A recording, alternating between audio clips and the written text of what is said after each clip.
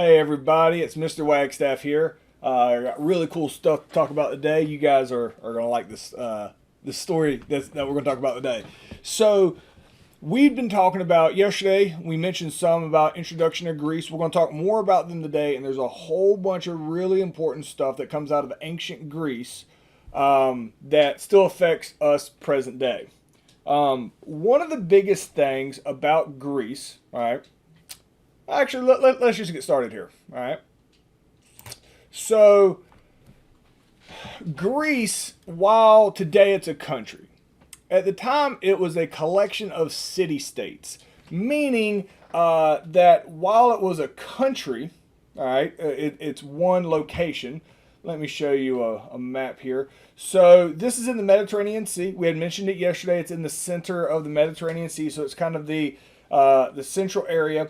It has all of these different city states inside. Those red dots are some of the biggest city states. I believe there were about 27 of them. The red dots are the most important and the biggest ones. Now, what's interesting is they all had the same language and the same religion and relatively the same culture, but all those city states almost acted like individual countries that worked together when they had to. The reason for that is, so if you just look at a map like this, it might seem odd to figure out why are they like that? Why don't they just make one big city and all work together? It was very hard to travel between these cities. So I'm going to show you a map of the geography of Greece here. So this is kind of a painting. It is nothing but mountains. It is very hard to get from one location to the other. There's no trains or really effective roads or really any way of traveling between these two or between these city states effectively at all. So these city states developed kind of autonomous means like individual countries almost. However, there's this guy, and he's really important here to get the start of Greek civilization, a guy named Draco. He was a leader and he came up with this thing called Draco's Code, which is codification of laws. We'd already mentioned that a few lessons back with Hammurabi's Code. Codification of laws of, even if they're very strict, and Draco's Code was also very strict in Greece, but have it written down and fair for everybody really makes for an effective and longer lasting civilization. So, we had also talked about yesterday that the primary form of government in ancient Greece was direct democracy. All right, this is extremely rare. We talked about in detail yesterday about how the phalanx, that was their fighting force where the people would get together and fight collectively for their own land, for their own property. They weren't fighting for somebody else. And when the people got together and fought together, you had to respect your neighbor and understand that you got to value his opinion in society if you have to expect him to protect you in battle, because the phalanx only works if they all stay together. So it fosters this idea of valuing your neighbor and understanding the importance of each individual person. So democracy comes out in these city states, a lot of places here in Greece. Now, back to this map, the most famous one is Athens. This is probably the trade center. They're by far the richest. There's two main city states that we'll talk about here because the stories usually come out of one of these two. It's going to be Athens here, all right, and then Sparta. Sparta is just crazy, so it's always fun to talk about Sparta because, oh my gosh, wild and crazy. All right, so Athens, a lot of our main stories with the governmental influence and things like that and the wealth and the influence is going to come mainly from Athens. So Athens has a direct democracy, all right, and a lot of places did. What a direct democracy is if there's a problem, everybody is supposed to show up. And yesterday I showed you the picture of the Parthenon, all right. I still got it up here somewhere. Let's see if I can find it. There we go. The Parthenon here, people would show up here and they would argue openly. You had to be a good talker. That was a big, very, very valued there in Athens. They would argue over what they think should happen. All right, what laws they think there should be passed, and then everybody votes on it. Just the average person. In theory, all men were supposed to have equal say-so here. If you were a slave, if you were a foreigner, if you were a woman, you didn't get a vote. But the general citizen population was, in theory, of the men were supposed to have equal say-so here and voting. This is not how it happened other places. So this is cutting edge for the time. So they would show up and they would vote on stuff. And that's called a direct democracy, where people actually vote for the laws. All right. First time this had ever been done. It's really important in American history because thousands of years from this point, we're talking about in Greece, when America decides to create our own constitution, we are going to pull bits and pieces from the way Greece did it. We didn't do it exactly, all right, but we do pull bits and pieces from the way Greece had done it.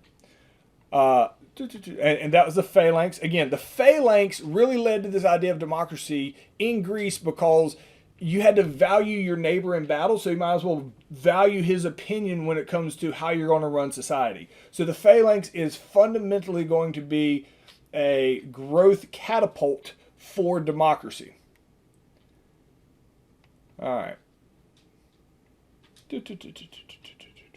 So Athens is a perfect example of a direct democracy. And then there's Sparta. All right. Like, they don't make no sense. Like, one of the reasons they're so famous today is they're like, historians looking at them and they're like, why are you the way you are? So Sparta right here just want to fight to the death. That's pretty much it. They train from the time they're born, pretty much literally, until the time they die, just to go murder somebody in battle. Like, their entire goal is to go fight to the death. There is no greater glory in life than dying in battle. Not killing people, but dying in battle. It's just crazy. And when I say it's crazy, you might be like, yeah, that seems cool. Okay. Literally, if you're born and you in any way have any type of deformity or anything that's not perfect, they just chuck you off a cliff. They ain't going to have any imperfection in the society. Then by the time you're like 7 years old, they'll take you like 10 miles out in the wilderness and just leave you. If you can make it back, all right, you can live some more. If you get killed by a wolf, well, hey, they weren't strong enough to do it anyway. Like, your whole life. Then when you're like 13, after they've been training you to be a warrior, they put you in a pit with like 3 other kids, and they're like, all right, only 2 of y'all get to move on. The other 2 have to be killed. And then you like fight to the death. Like, it's absolutely ridiculous. To the extreme that they purposely ate the worst tasting food possible so that they could have no enjoyment in life except for murdering. Their entire life revolved around training. Everybody trained. Even women trained. It was expected that women were the most superior, physically fit women on earth so that they could produce extreme warriors. The rest of the city-states would like go to Sparta and be like, what is wrong with y'all? Like, nobody wanted to hang out with them. There's no real reason for this. Like, they're not really in a location anybody wants to take over. They're not like fighting to like gain money. They're dirt poor and proud of it. They're just like the crazy people that just live next door, and everybody's like, we're going to be nice to them. So when all these city-states had to get together, everybody's like, guess we have to invite Sparta. And they show up and like, who wants to die? So Sparta was the most elite fighting force on earth. For their time period, there's probably really nobody else in the history of the world that has been more superior during their time period at combat as a civilization than Sparta was. Now, because they lived such a horrific and brutal life by choice, the whole civilization just wanted to fight. That's all they did, all the time. All right. Because they lived such a brutal life, they had a very small population. They killed each other all the time, just training, combat. You know, the birth rate was always low.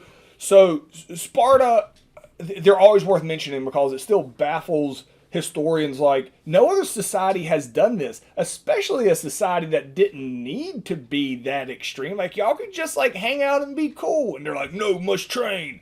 So Sparta, nobody wants to mess with Sparta. They are no joke. So we got some stories coming up here that's going to involve Sparta. All right. So the questions here is, what is a direct democracy and how is Athens the perfect example of such a government? We had already mentioned that, so you can go back and look if you don't remember. And then what Greek city-state was known for their intense training and focus on the military, and why. Basically give me some examples of what they did that was pretty extreme. Don't just give me a one-word answer there. And always feel free to pause me if you need to have more time on these before I go on. All right, the Trojan War. So this is going to be the craziest thing that you've learned about so far in this course. So the Trojan War, for a really long time, was thought to be make-believe. All right, we've learned recently maybe it's not. Because of that, now it makes it into history because we're like, wait a minute, was this dude named Homer actually the first major historian? And I'll tell you the story. So here's what is true. Here's what I know. There's this dude named Homer. All right. Let me show you a picture of Homer here. Oh, there we go. Look, I'm all over this. I'll just put myself here in the middle. So there's this guy named Homer. And before you get like, oh my gosh, yeah, a good picture of old Homer. This is thousands of years ago. This is a sculpture of Homer. And this is a artist rendition in modern day of like what he might have looked like in real life. So if you notice his eyes, he's blind. So Homer is blind.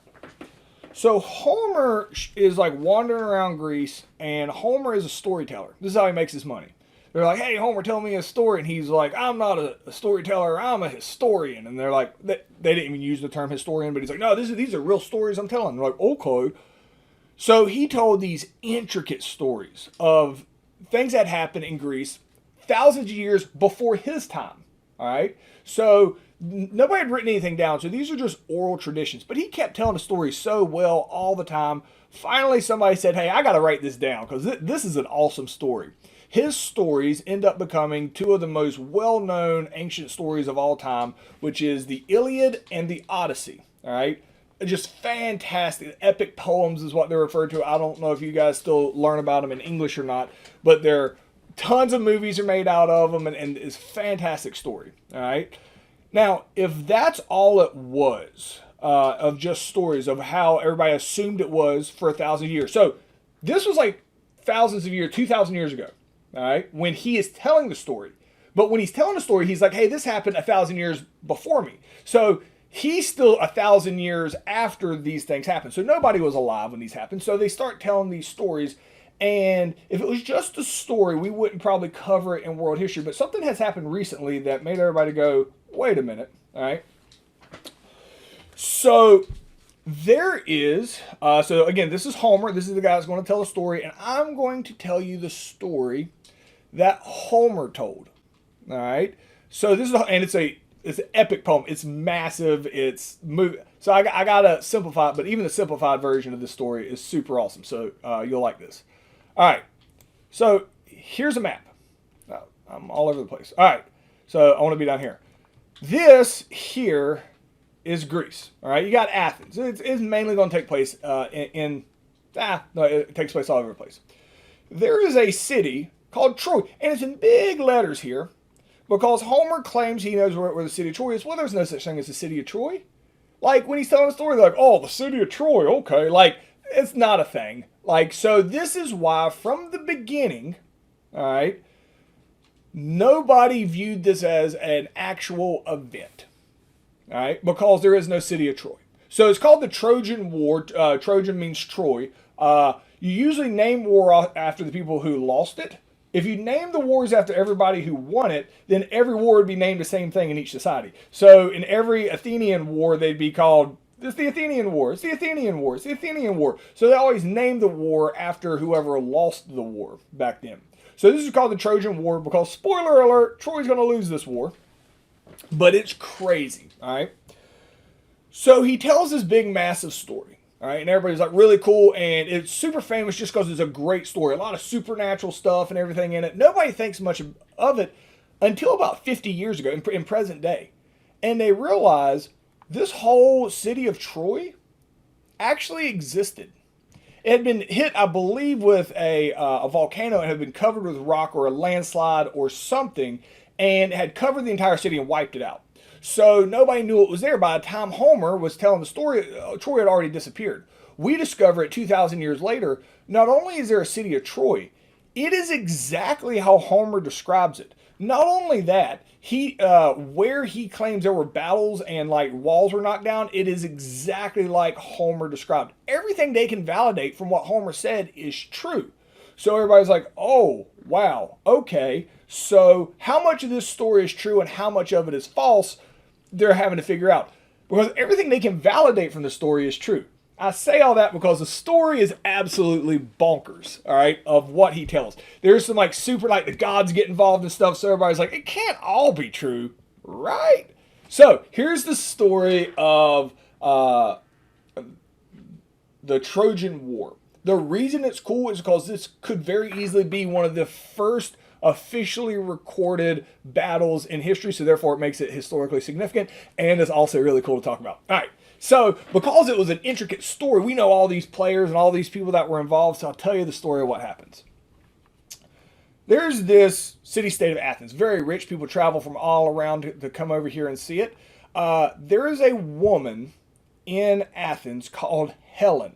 Now, Helen is considered by everybody, according to Homer, the most beautiful woman anybody has ever seen in the history of the world. According to Homer, all right, her father, all right, was one of the leaders of Sparta. They have kings in Sparta. Her father was one of the kings of Sparta, all right, and her mother is one of the top people in Sparta, and her father is actually Zeus, a god. Right, so you're already starting out. You're like, wait a minute. Yeah. So again, trying to pick out what's true and what's not to understand history. Hey, maybe Zeus was her father. So Helen lives in Athens. All right. Helen is like royalty kind of there. Everybody wants to marry her. So she has suitors, like guys traveling all over the world, like marry me, marry me. And she's like not interested. All right. So she is very famous in Greece as a whole. She connects Sparta, connects Athens. Everything's good. Everybody loves her around here. And then there's this guy from Troy. So Troy comes rolling. And Troy apparently was a pretty powerful city as well.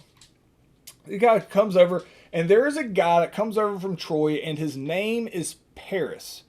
Like the city in French. Like, when I say this story is old and influential, they literally named Paris, France after this dude from the Trojan War, all right? From this epic poem that Homer wrote. I guess somebody else wrote it for him, but he told him what to write. So Paris, this guy, he shows up and he falls in love with Helen. Now, they start talking about supernatural stuff, like he used Cupid's arrow in order to get Helen to fall in love with him, and they're in love.